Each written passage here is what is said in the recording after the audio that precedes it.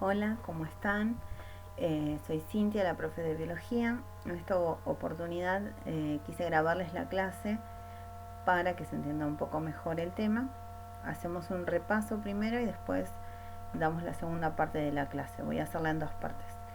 Bueno, por un lado espero que se encuentren bien con sus familias eh, y que pase pronto todo esto, así nos podemos encontrar en algún momento en la escuela, ¿sí?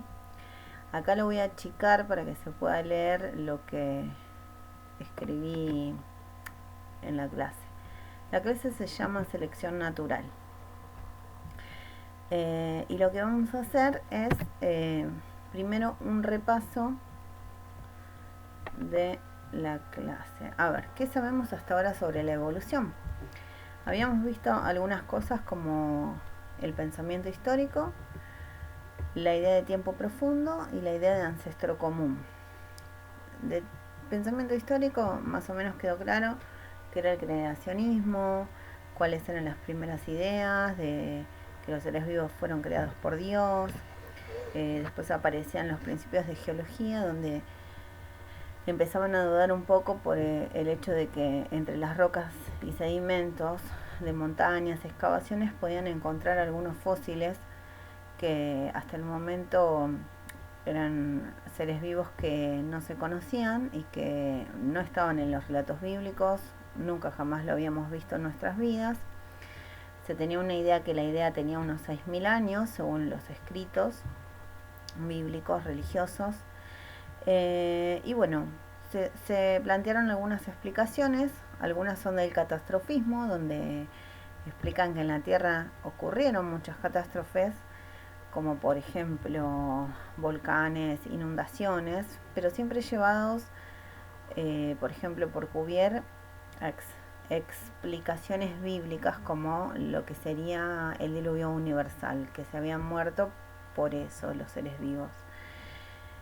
Entonces, bueno, entre esas eran algunas ideas del pasado, luego aparece Hutton y habíamos hablado un poco de la idea de tiempo profundo, que para poder pensar que ocurría evolución o que los seres vivos cambian con el tiempo, 6000 años no era suficiente. Entonces él hizo un experimento, si recuerdan, el de que calentaba las esferas de hierro para poder determinar la edad de la Tierra, y logró un valor de alrededor de 75.000 años, eh, que tal vez en ese tiempo podría haber ocurrido algo como un cambio en los seres vivos.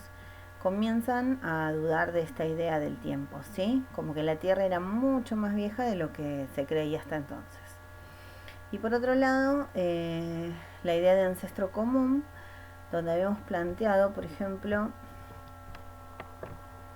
que entre distintos seres vivos o distintas especies puede encontrar un lugar en el pasado, donde existe un ancestro común o un antepasado que es el que le da origen, ¿sí?, a distintos seres vivos. Por ejemplo, en un león y en un gato podría dibujarlo de esta manera a través de árboles filogenéticos y así buscar antepasados con las focas, el caballo, una lagartija, ¿sí?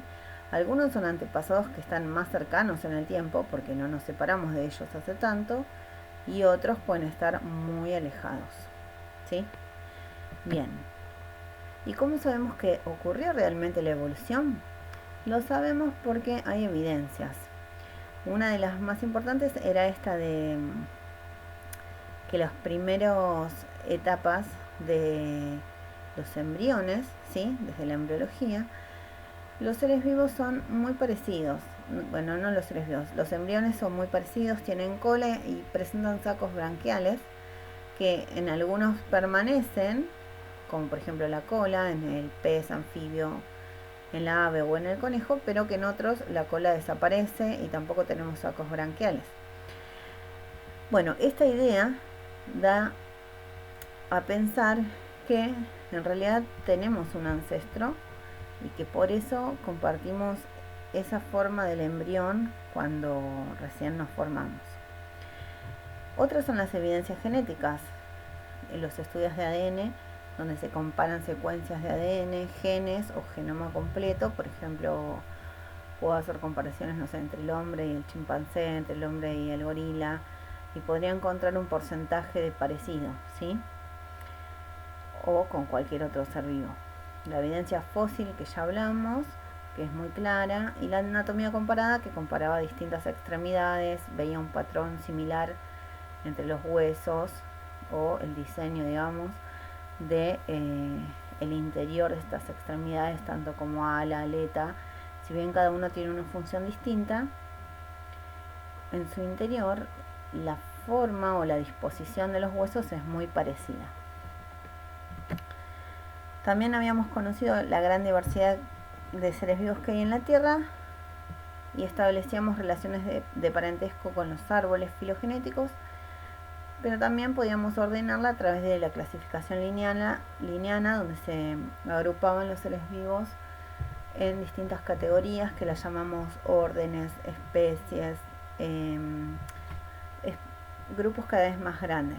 Primero especies, órdenes, clases, familias, ¿sí? Reinos.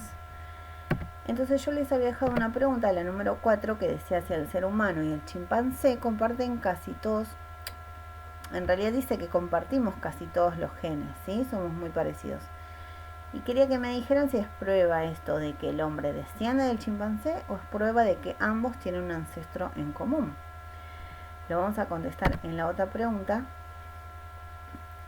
Y nosotros a veces confundimos un poco la evolución, porque siempre parece más intuitivo pensar que los organismos descienden unos de otros y que la evolución fuera algo lineal, ¿sí? Como en esta figura que vemos acá, que es muy conocida, y que cada vez que me dicen, bueno, ¿qué es la evolución? Uno siempre piensa en eso, ¿no? Generalmente. Como que pareciera que el hombre se fue enderezando, ¿sí? Que vino de algún simio o chimpancé y logró esto. Pero sin embargo, todo lo que vimos hasta acá nos hace pensar que el hombre tiene un ancestro en común, en realidad, con el resto de los simios, y lo vamos a representar así, con un árbol filogenético, ¿sí? Tengo el humano y el chimpancé, el gorila, todos los seres vivos, todos estos simios que están ahora en el presente, pero la idea es que en realidad tenemos un ancestro, algún ser vivo en el pasado, que es el que nos dio origen, ¿sí? No es el mismo gorila, tal vez era otro y no lo conocemos, ¿sí? Es como que hay uno que le dio origen y bueno, se diversificó, digamos. Cada uno evolucionó por su lado, acumuló cambios y llegó a lo que es hoy en día. Por lo tanto, este dibujo de la evolución no es correcto. Nosotros no descendemos de otros. Y este dibujo sí es correcto. Nosotros tenemos un ancestro en común, ¿sí? Con el simio. No descendemos del gorila ni del chimpancé. ¿Está bien? Tenemos un ancestro en común. Eso es lo correcto. ¿Cuál es el mecanismo por el cual ocurre la evolución? Bueno, entonces les escribí acá otros biólogos anteriores a Darwin que proponen un mecanismo. Uno es Jean-Baptiste Lamarck. A él lo que le impresionó fue la secuencia de organismos en las capas de roca. Entonces ahí les puse un dibujo. Acá tenemos esto que es un trilobite. Bueno, justo no se ve ahí. A él lo que le impresionó más es que, bueno, en las mismas capas siempre encuentran los mismos seres vivos. No los encuentra mezclados. Y a medida que ascienden las capas o las capas más recientes, ¿sí? Las de más arriba, siempre los organismos son más complejos y además se parecen mucho más a las especies actuales, ¿sí? Entonces, ¿cuál es el mecanismo por el cual ocurre la evolución? Para él propone el mecanismo de que los organismos se evolucionan mediante la herencia de caracteres adquiridos, dice, y que pasan de una generación a la otra estos caracteres. Los organismos sufren modificaciones mediante el uso y desuso de órganos, y las modificaciones se heredan a sus descendientes. Esto es muy importante. Se llama transformismo. Yo les puse ahí el dibujo de un topo del género Spalax porque él creía que estos topos, como viven en cuevas subterráneas, cazan y se alimentan ahí, él creía que dejó de usar la vista, digamos, y que por eso se le desapareció, digamos. En realidad tiene la vista, pero está tapada, tiene ojos, pero están tapados por pelos.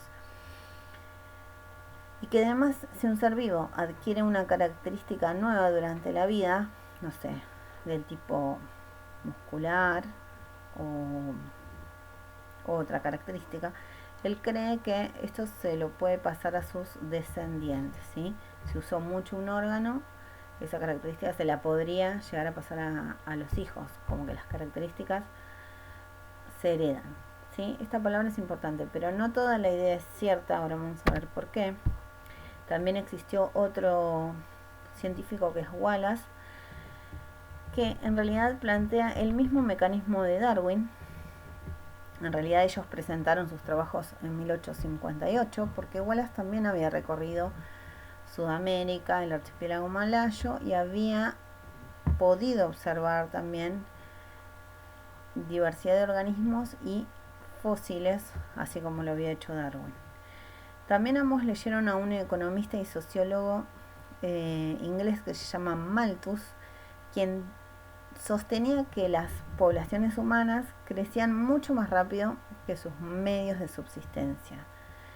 Por lo tanto, esto conducía a una lucha por la supervivencia. Malthus era sociólogo y lo planteaba esto en humanos. Esto resulta importante para explicar la competencia de organismos cuando los recursos son escasos. Es decir, que si no hay alimentos, por ejemplo, en un determinado espacio o lugar, los organismos compiten y siempre va a ganar, digamos, el que esté más apto, decía él, ¿sí? Ese es el que va a sobrevivir. Bueno, ahora veremos por qué planteaba esto. Y antes de cortar, voy a darle el ejemplo de los pinzones de Darwin, que cuando él viajó durante su viaje en Sudamérica, esto sería el norte de Sudamérica, acá estaría Ecuador, Colombia, y esto sería América Central, ¿sí? Recorrió las Islas Galápagos, que están un poco más alejadas del continente, están acá. Y ahí encontró unos pájaros que se llaman pinzones de Galápagos o de Darwin, y observaba diferencias en las formas que tienen en el pico, ¿sí? Se llevó ejemplares para estudiar y además anotó que cada uno se alimentaba de forma distinta, de frutas, semillas, insectos, árboles, brotes, hojas, cactus, frutas, néctar, ¿sí? Entonces, estos diferentes tipos de pico están plenamente adaptados a las diferentes fuentes de alimento. Además, él creía que hay un pinzón que es el que vive en el continente y que en algún momento parte de su población se fue a alguna de estas islas, la colonizó, se estableció allí y dio origen a toda la diversidad que existe hoy. O sea, fueron copando diferentes islas. Por lo tanto, el que vive en el continente sería su ancestro. Estos serían todos descendientes y cada una tiene una característica distinta según el ambiente en que habita, ¿sí? Bien, hasta acá vamos a hacer la primera parte de la clase y ahora seguimos con la segunda.